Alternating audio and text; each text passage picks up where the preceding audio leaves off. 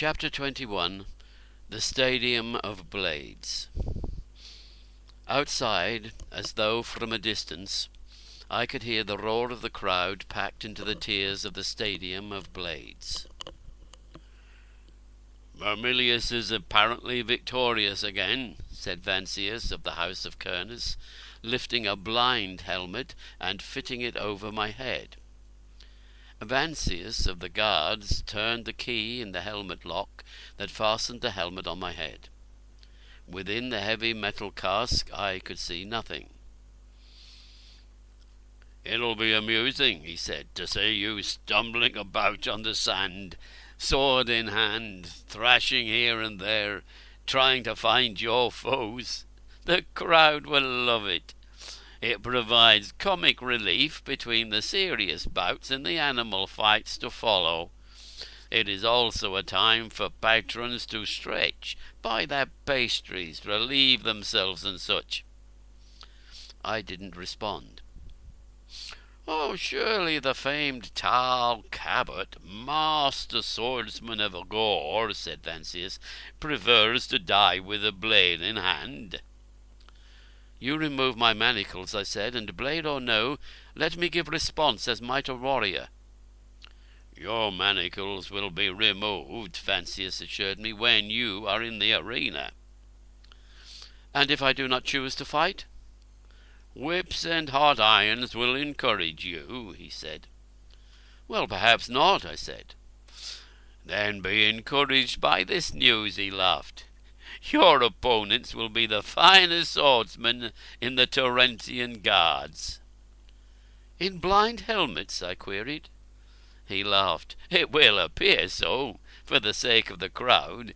Actually, the helmets will be perforated. They'll be able to see you, but you will not be able to see them." "Yes, well, it will indeed be amusing," I said. "Indeed," laughed Vancius. "Doubtless Cernus will be in the stands to enjoy the spectacle," I said. "Oh, no," he said. "Why is that?" I asked. "He sits this day in the box of the Ubar at the races," said Vancius. "Races in Arles being more popular than the games, it is only appropriate that Cernus beside." "Well, yes, of course," I admitted. Within the closed steel locked on my head, I smiled. "Cernus," I said, "though a prominent patron of the Greens, must be disturbed that the Yellows have this year stood above them." "It's only thought," said Vancius, "that Cernus favours the Greens." "I don't understand," I said. "Actually," said Vancius, "Cernus favours the Yellows." "How can this be?" I asked. "Oh, dense one," laughed Vancius. "The very fact that Cernus appears to be of the faction of the Greens influences thousands of our citizens. It in itself, with the frequent victories of the Greens, is enough to make the Greens generally favoured in the betting. But when over the long run you have examined victors, you will discover the Yellows have won not only more races, but generally those on which more was wagered." Involuntarily my wrists fought the steel that shackled them. Vancius laughed. "By betting secretly on the Yellows whom he controls," said Vancius, "Cernus has accumulated through agents vast fortunes in the races." And Vancius laughed again. "Menicius of Portcar of the Yellows, greatest rider in the races, rides for Cernus." "Oh, Cernus is a clever man," I said. "But what if the fans of the races should learn of his true allegiance, that his true faction is of the Yellows?" "They will not learn," said Vancius. "The Steels threaten the Yellows." "They will not win the great race," said Vancius, "the Ubar's race." "The Ubar's race is the final and climactic race of the love feast." "Oh, why not?" I asked. "Menicius of Portcar rides for the Yellows," said Vancius. "You have great respect for him," I said. Vansius laughed. "As I have respect for the Banded Ost," he said. I smiled. The Banded Ost is a variety of ost, a small, customarily brilliantly orange Gurian reptile. It is exceedingly poisonous. The Banded Ost is yellowish-orange and is marked with black rings. "Menicius has been instructed to win the great race," said Vansius, "and he will do so, even should it be necessary to kill." I said nothing for a time, and then, curious, I asked, "Well, what of Gladius of Cos?" "He will be warned not to ride," said Vansius. "And if Gladius of Cos does ride?" I asked. "He will die," said Vansius. "Who is Gladius of Cos?" I asked. "I don't know," said Vansius. Within the helmet I smiled. That secret at least had been well kept. "We've let it be known in the taverns of Ar," said Vansius, "that Gladius of Cos, should he dare to ride, will die. I don't think he will appear in the stadium of Tarns." This angered me. Should I not take my saddle this afternoon, there would be few in Ar but who would suppose I had succumbed to fear. "What's wrong?" asked Vansius. "Oh, nothing," I said. And there was a distant roar again from the crowd in the tiers far above. "Mamilius again!" cried Vansius. "What a man! This is his 5th opponent down this afternoon." "What of the girls sold at the Curilian?" I asked. "Those who brought top price." "Oh, by now," said Vansius, "they are doubtless well thonged in tarn baskets, and on their way to the pleasures of Port Car." I heard a distant trumpet, the warning trumpet. "It'll soon be time," said Vansius. There was a bit of a scuffle some feet away, the sound of a girl, and then another. "You can't enter in here," called a guard. "I must see Vansius," cried the voice of a girl. "Who is it?" queried Vansius, puzzled, irritated. The voice struck me as familiar, as being one I'd heard somewhere before. "Beloved Vansius," I heard. "Who are you?" Vansius was asking. Inside the blind helmet I could see nothing, of course. I pulled at the manacles. I heard light bare feet run into the room. "Vansius!" I heard a girl cry. I couldn't place the voice. And then unmistakably I heard her run to Vansius, and apparently to his surprise, consternation, but not displeasure, she flung herself into his arms. I heard their words, not plainly, his question, her asseverations of passion, mixed in the meetings of their mouths.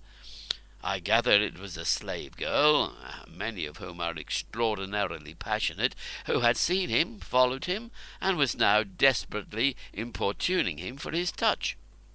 "Vansius, I am yours," I heard her say. "Oh, yes, I heard him say." Then I heard a heavy sound, as though someone had been struck heavily from behind. "Now, Vansius," I heard, "you are mine." I tried to tear the steel helmet from my head with my manacled wrists. I fought the heavy chain that bound me to the stone table on which I sat. "Who is there?" I whispered. I heard the girl's voice again. "Take dear Vansius," she was saying, "bind his wrists and ankles, and put him in a slavehood, one with a gag. I may use him for my pleasure later." "Who is there?" I demanded.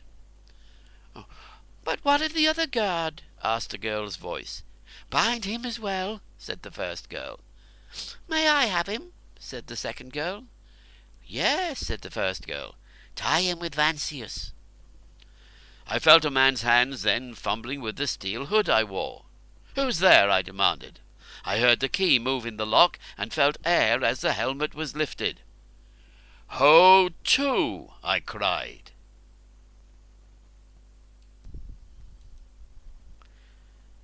"Be quiet," said Ho to. There are other men of Kernus about." "It was said you had gone to Tor to buy slaves," I said. "This is scarcely the time to go to Tor and buy slaves," smiled Ho-Tu. "You didn't go?" I asked. "Of course not," said Ho-Tu. "What are you doing here?" Ho-Tu grinned. "Your life is in danger," I told him. "We are all in danger," said Ho-Tu. "Great danger." I looked behind him to see a long-legged, black-haired girl, her hands on her hips, regarding me. "It's you," she laughed. "And it is you," I said. It was the leader of the girls of the Street of Pots. I saw 2 of her girls behind her. "What are you all doing here?" I demanded. "It is on this day," she said, "that our will be free or slave." I don't understand," I stammered. There was the sound of another trumpet, the second. "There is no time," said Ho-Tu. "Bring the other helmet." One of the girls presented Ho-Tu with another helmet. It seemed identical to the one I had worn, and then I saw that this was perforated. "It is such a helmet," said Ho-Tu, "that your opponents, finest swordsmen in the Torrentians, will wear." He fitted it over my head.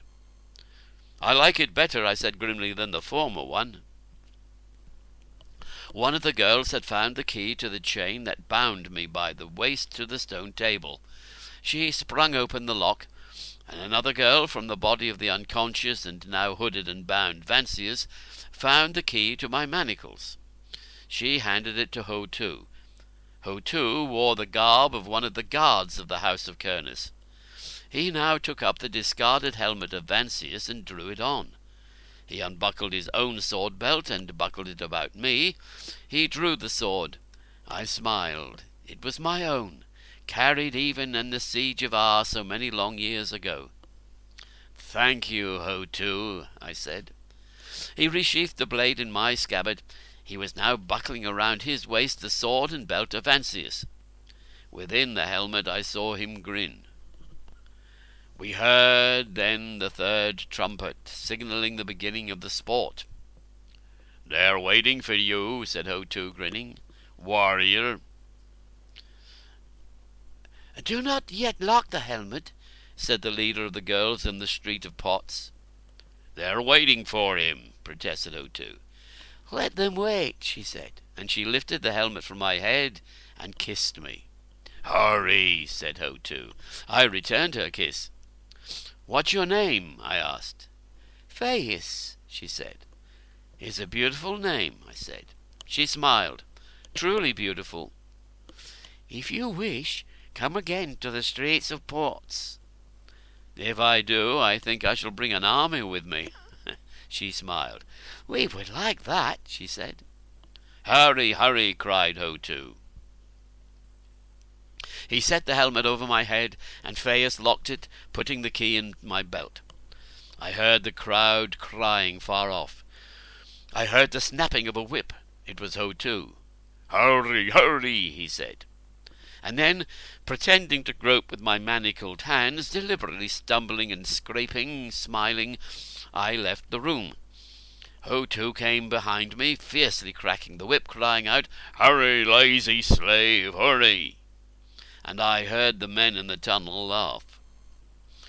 At the entrance to the Stadium of Blades, the blaze of the sun off the white sand momentarily blinded me. I felt Ho-Tu remove the manacles with the key stolen from Vancius. "Hurry!" I heard a stadium attendant call. I did not look directly at the man, fearing that he might perhaps note the nature of the helmet I wore. The man was one of those slaves who, garbed in black, armed with iron hooks, drag the dead, human or beast, from the sand. The trumpet of beginning blared again frantically. The crowd was hooting and howling.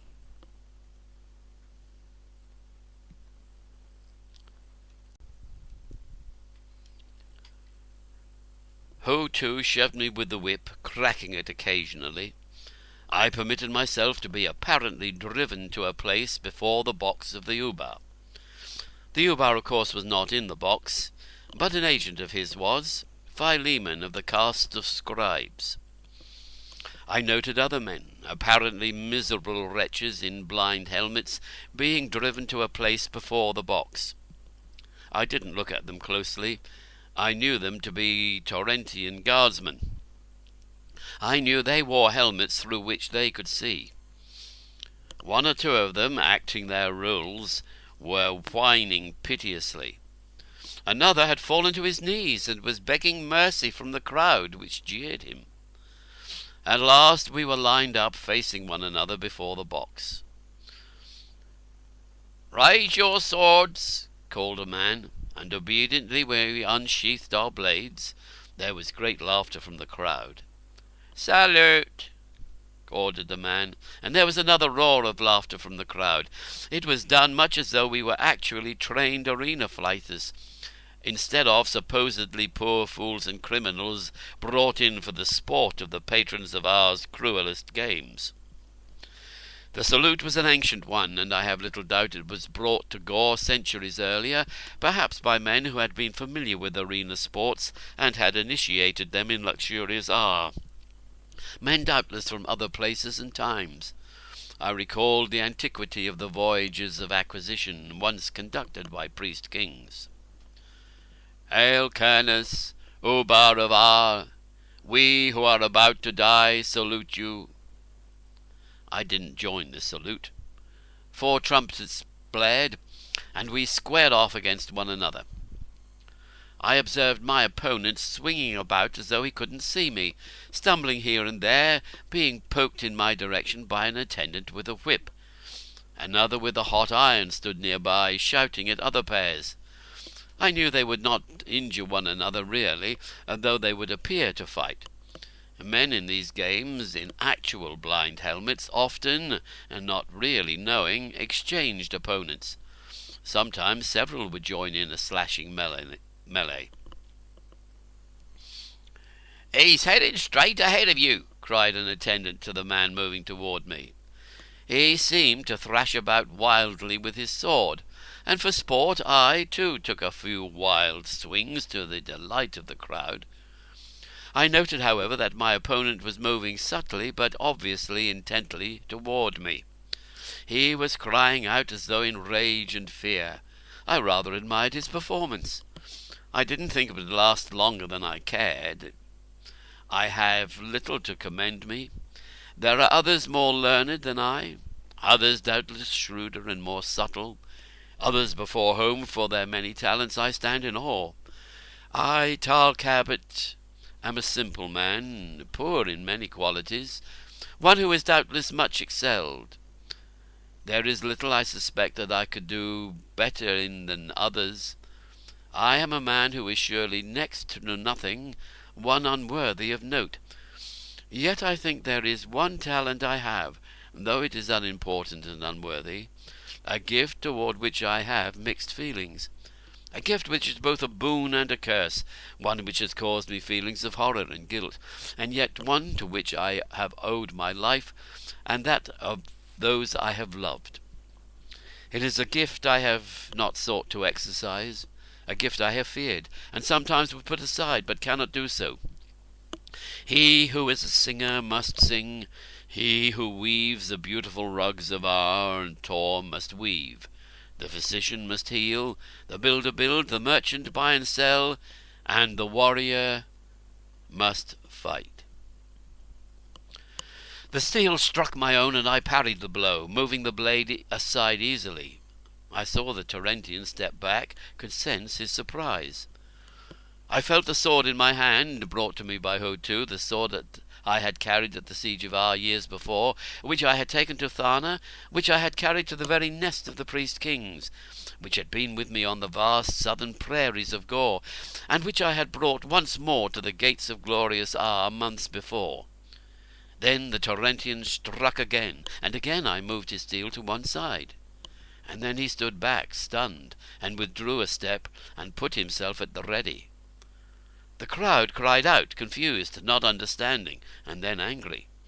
I laughed, the keen ring of the fine steel still burning in my ear. My entire body suffused with pleasure.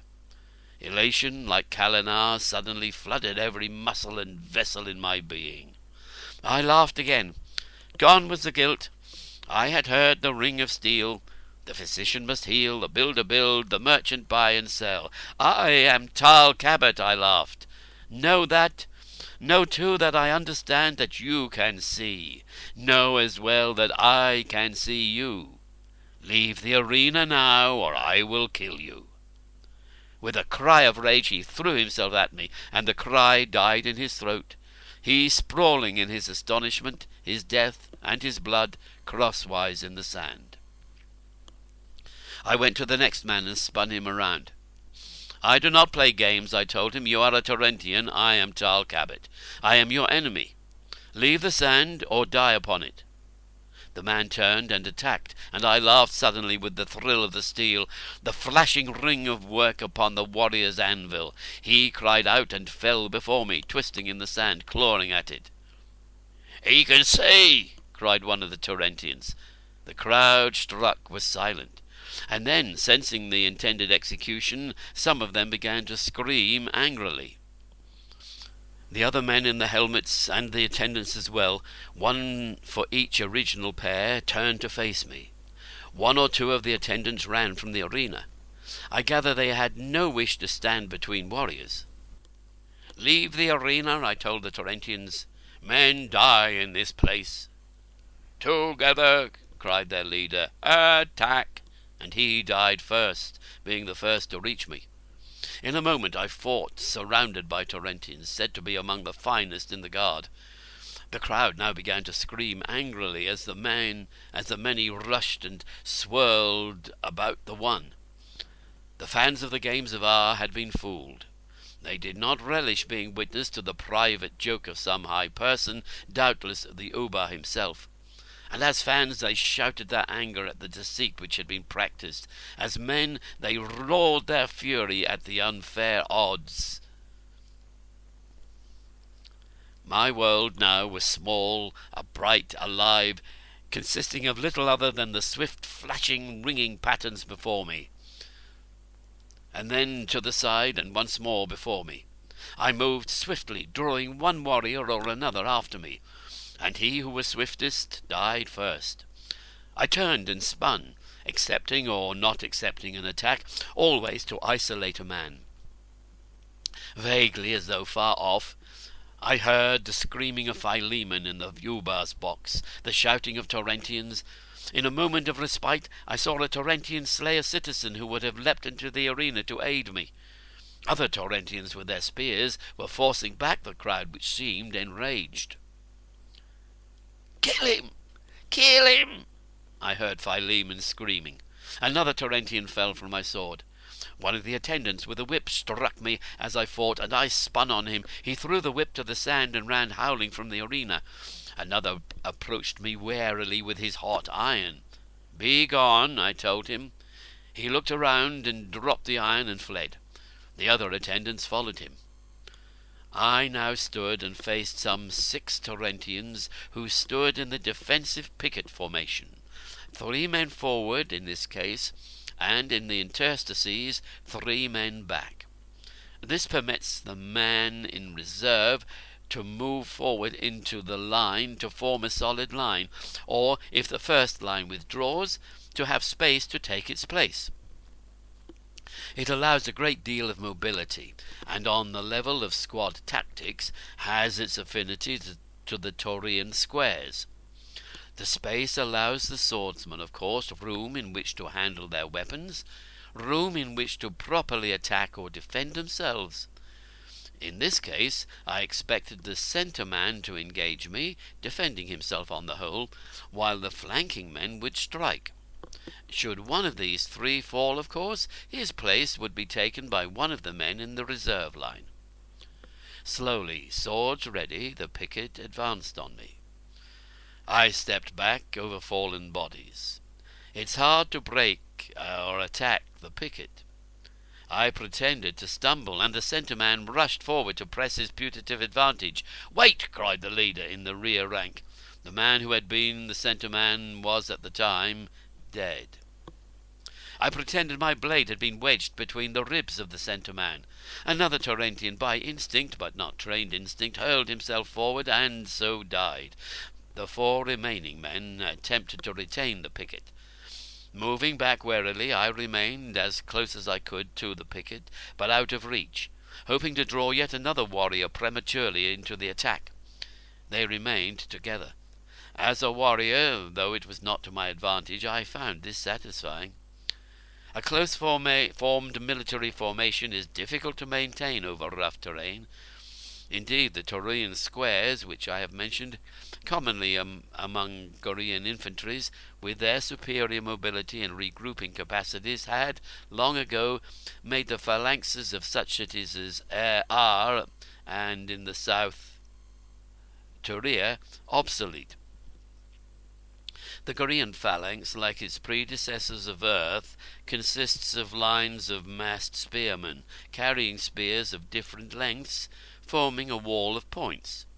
It attacked on the run, preferably on a downgrade, a military avalanche, on its own terrain and under optimum conditions invincible. The Taurian squares had bested the phalanx by choosing ground for the battle in which a formation would break off in its advance. The invention and perfecting of the Taurian squares, and the consequent attempts to refine and improve the phalanx, failures, were developments which had preceded the use of the Thalarian and Tarn cavalries, which radically changed the face of Gorean warfare. Yet, in the day of the Thalarian and Tarn, one still finds among infantries the Taurian square. The phalanx, though its impact could be exceeded only by the Thalarian wedge or line, is now unknown, except for a defensive relic known as the wall, in which massed infantry remains stationary, heroically bracing itself when flight is impossible for the devastating charge of Thalarian. It seemed to me obvious that the men who faced me intended to do so as a group. Already 2 had been lured from the picket and had died. I did not expect that another of the 4 would singly rush upon me. I backed among the bodies of the fallen Tarentians. Unevenly, with difficulty, the picket followed, their eyes on me. And then the picket charged, but as I had intended, across the field of their own fallen. I leapt to one side. The end man stumbled in an attempt to turn me, and I passed the side of the blade beneath the helmet and was behind them. Attempting to remain together, they wheeled, each in place. One man lunged for me, but stumbled across another fallen Tarentian, and his fellow, moving forward, fell him. Rather than attack the men who had fallen, on whom the attack would be expected, I struck the remaining man, he standing, the leader, engaging him singly in the moment and felling him. The remaining 2 Tarentians, who had scrambled to their feet, scraping awkwardly back through the sand. He, who was the senior, told the other, "Withdraw." No longer did they wish to press the battle. No longer could they be as confident of the odds as they had been a moment before. And the 2 men withdrew. The crowd was howling with pleasure, well pleased at what spectacle they had witnessed. They began to scream with anger then. Tarentians, perhaps 200 of them, were filing rapidly to the sand, weapons ready. So it is thus I die, I said to myself. I heard the leader of the man I had attacked laugh. "How does it feel, you who are about to die?"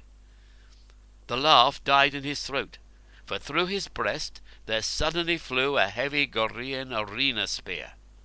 I spun, and saw standing beside me, on my right, saw drawn, in the heavy helmet of the arena fighter, with the small round shield, the sheathed right arm and shoulder, Mirmilius. My heart leapt. "Charge!" cried the leader of the Tarentians, those who now rushed down to the arena. The crowd began to press against the spears of the Tarentians in the tiers, who at the edge of the tiers, at the top of the wall overtopping the sand, resolutely held them back. The Tarantians rushed upon us, and side by side with the marvellous and gigantic Mamilius I fought. Steel rang on steel, and then we stood back to back, cutting and jabbing.